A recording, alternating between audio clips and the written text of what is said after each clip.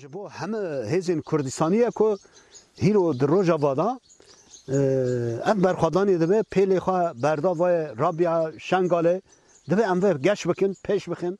پشتی داخویانی قومیتا ریوبر آپک مراد قرایلان ام دست لروشا شنگاله وردن به دهان شروان هپگ و یجا ستارکتن سریا شنگاله.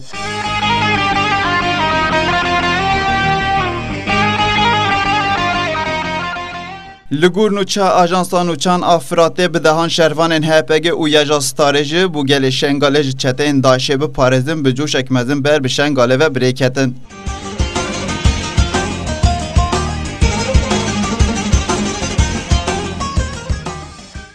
شهروانên HPG û Yeja Stariyê ku bi coş heyecanekî mezin ketin ser rê destnîşan kirin ku li kîjan parçeyê Kurdistanê dibe bila bibe ew amade ne nirx û destkeftê gelê Kurd biparêzin û anî ziman ku ew xwedî vêhêz û biryarê ne.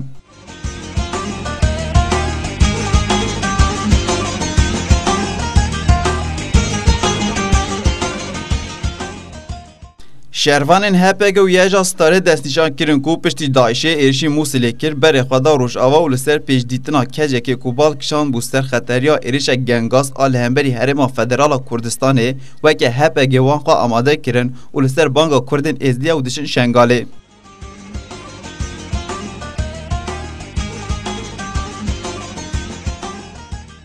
شهروانên HPG û Yeja Starê piştî guvenda bi hevalên xwe re li ser riya Şengalê gerandin bi duruşme û tilîliyan ber bi Şengalê ve hatin oxirkirin.